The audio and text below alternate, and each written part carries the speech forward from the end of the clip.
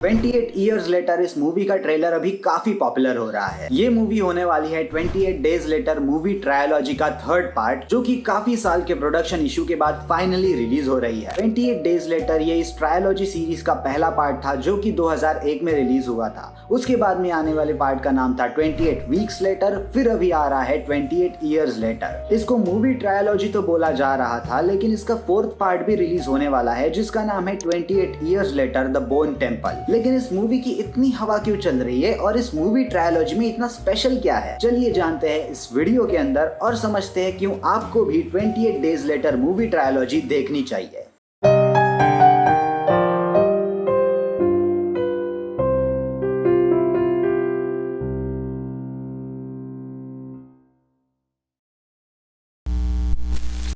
सबसे पहली तो एक इंटरेस्टिंग फैक्ट मैं आपको बताना चाहूंगा कि 28 डेज लेटर ये पहला पार्ट आईफोन पे शूट किया गया था। अगर आप ये पार्ट किसी OTT प्लेटफॉर्म या फिर किसी वेबसाइट पे ढूंढने की कोशिश करोगे तो आपको मोस्ट प्रोबेबली ये बहुत लो क्वालिटी में ही मिलेगा, और उसका रीजन ही ये है क्योंकि ये स्मार्टफोन पे शूट किया गया था। इसका रीजन ऐसा है कि डायरेक्टर को फर्स्ट पार्ट एक डॉक्यूमेंट्री स्टाइल में बनाना था, जो कि वो बनाने में काफी सक्सेसफुल हो गए थे क्योंकि ये मूवी उस टाइम पे काफी फेमस हो गई थी। 28 डेज लेटर का पोस्टर देख के या फिर ट्रेलर देख के आपको यूजुअली लगेगा कि ये एक ज़ॉम्बी वाली सीरीज है, और ज़ॉम्बी वाले सीरीज में कुछ यूजुअली ऐसा यूनिक होता नहीं है। एक ही पैटर्न होता है, वो हमेशा रिपीट होता रहता है, but we still love watching them. But let me tell you one thing that you are wrong about this movie trilogy. इसके अंदर नॉर्मल ज़ॉम्बीज नहीं है। इनफैक्ट इसके अंदर ज़ॉम्बी एक कॉन्सेप्ट ही नहीं है, इसके अंदर है इन्फेक्टेड लोग। अनलाइक ट्रेडिशनल ज़ॉम्बीज जिसके अंदर मरे हुए लोग वापस से जिंदा होके नॉर्मल इंसानों को काट के उनको इन्फेक्ट करने की या फिर उनको खाने की कोशिश करते हुए दिखते हैं। बट 28 डेज लेटर के अंदर के इन्फेक्टेड लोग कोई भी इस तरह की चीजें नहीं करते। They are infected with rage virus instead of zombie virus. जब इस वायरस से कोई भी आदमी इन्फेक्ट हो जाता है तब वो सामने वालों को पागल जैसा मारने लगता है। They lose their humanity, they lose their thinking process. If they see you they are going to beat you to death, और शायद खा भी ले आपको, who knows, because they are mentally unstable। ये काइंड ऑफ ज़ॉम्बी जैसी ही concept है, but it is quite unique in its own way. इसके अंदर कुछ ऐसे लोग भी होते हैं जो इन्फेक्ट होकर भी कुछ सिम्टम्स नहीं दिखाते। फॉर एग्जाम्पल 28 वीक्स लेटर यानी कि दूसरे पार्ट के अंदर हमें एक कैरेक्टर दिखती है एलिस, जो कि रेज वायरस से इन्फेक्ट हो जाती है, उसकी आंखें भी लाल हो जाती है, लेकिन वो एसिम्प्टोमेटिक होती है, जिसकी वजह से उसके ऊपर कोई भी सिम्टम्स लागू नहीं होते। लेकिन थोड़ी देर बाद उसका हस्बैंड आके उसको किस करता है, और उस चीज की वजह से एलिस का पति डॉन इन्फेक्ट हो जाता है, और इन्फेक्ट होने के कुछ ही समय बाद डॉन एलिस को बहुत बुरी तरह से मार डालता है। ये एसिम्प्टोमेटिक वाले लोग इस चीज को और भी ज्यादा इंटरेस्टिंग बना देते हैं, because you never know who is infected and who is not. दूसरी तरफ ज़ॉम्बी सीरीज में किसी को भी ज़ॉम्बी काट ले वो इन्फेक्ट होना ही होना है, उनको सिम्टम्स दिखाने ही दिखाने हैं। Another difference from normal zombies and these infectants is that they are extremely fast. अगर आपने वर्ल्ड वॉर Z देखा होगा तो उसमें जिस तरह से ज़ॉम्बीज भागते हैं, उसी स्पीड से ज़ॉम्बीज हमें इस मूवी के अंदर भी भागते हुए दिखते हैं। ये फिल्म ज़ॉम्बीज के एक्शन से भी ज्यादा सोसाइटी कोलैप्स होने पे लोग किस तरह से बिहेव करने लगते हैं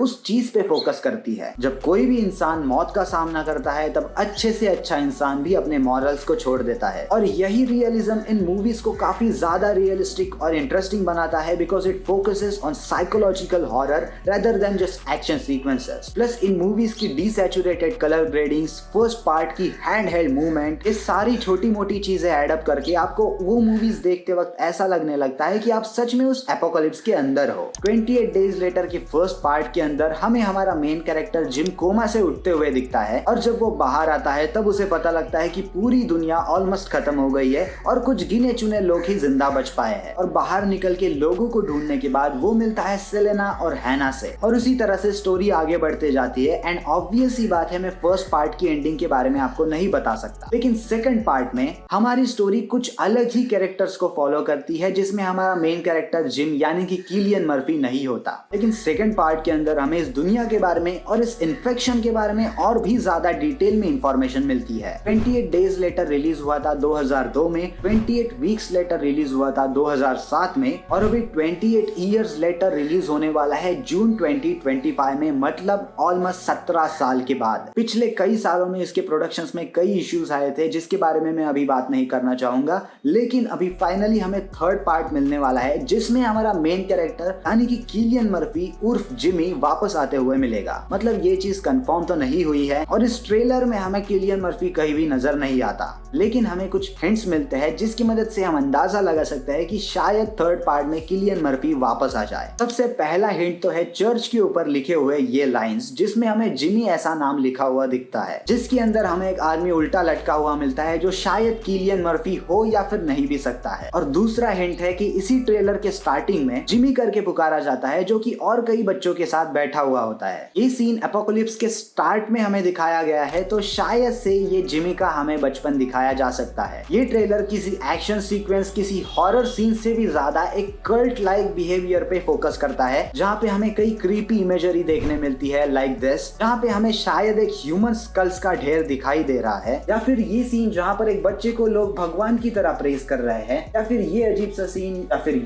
या फिर ये बहुत सारे ऐसे सीन्स है इस ट्रेलर के अंदर जिसका कोई सेंस नहीं बन रहा या फिर कोई कनेक्शन नहीं बन रहा पिछले पार्ट से। बट एक बात माननी पड़ेगी कि ये ट्रेलर काफी बढ़िया तरीके से एडिट किया गया है। ना ही हमें ज्यादा इंफॉर्मेशन रिवील हो रही है, लेकिन at the same time we are being anticipated for what's to come. Music एकदम परफेक्ट है, सीन सिलेक्शंस परफेक्ट है और ओवरऑल काफी मिस्टीरियस वाइब इस ट्रेलर से आ रही है, जो कि हमें रेयरली ही आजकल के ट्रेलर्स में देखने मिलता है, because most of the trailer reveals the plot in the trailer itself. Plot तो छोड़ो, लेकिन कुछ मूवीज तो ऐसा ट्रेलर बना देते हैं कि मूवी देखने की आपको जरूरत ही नहीं पड़ेगी। अभी तक मैंने देखे हुए सारे ज़ॉम्बी मूवीज और टीवी सीरीज के अंदर जिम की स्टार्टिंग ये काफी यूनिक है, क्योंकि उसको इन्फेक्शन का स्प्रेड कैसे हुआ वो बिल्कुल भी देखने नहीं मिला था, जिसकी वजह से वो फर्स्ट पार्ट में आधे टाइम तो कंफ्यूज्ड और डरा हुआ रहता था। 28 डेज लेटर ये कल्ट क्लासिक मूवीज की ट्रायोलॉजी है जो कि आपको डेफिनेटली देखनी चाहिए। ये मूवी 20 जून 2025 को यूएस थिएटर्स में रिलीज होने वाला है। इंडिया में कब होगा मुझे पता नहीं, लेकिन जैसे ही पता लगेगा मैं शॉर्ट्स पे अपडेट कर दूंगा। और अगर आपको ऐसे ही और मूवीज, एनिमेज और टीवी सीरीज के एनालिसिस चाहिए, एक्सप्लेनेशन वीडियोस चाहिए, तो प्लीज इस चैनल को सब्सक्राइब करना मत भूलना, क्योंकि मैं ऐसे ही एनालिसिस और एक्सप्लेनेशन वीडियोस रेगुलर बेसिस पे इस चैनल पर बनाता रहता हूँ। उसी के साथ कुछ रिकमेंडेशन लिस्ट भी लाता हूँ आपके लिए। So make sure to subscribe and like this video. Make sure to comment your thoughts in the comment section down below. बस आज की वीडियो के लिए इतना ही। अगर आपको ये वीडियो पसंद आई तो ये 2 वीडियोस देखना मत भूलना। And I will see you in the next one. Sayonara.